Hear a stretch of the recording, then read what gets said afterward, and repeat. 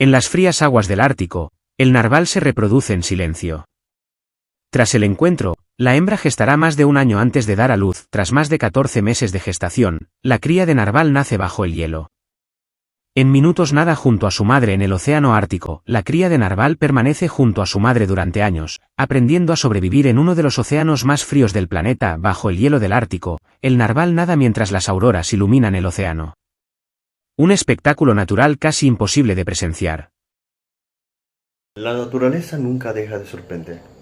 Si quiere ver más criaturas increíbles y momentos como este, sígueme y comparte este video.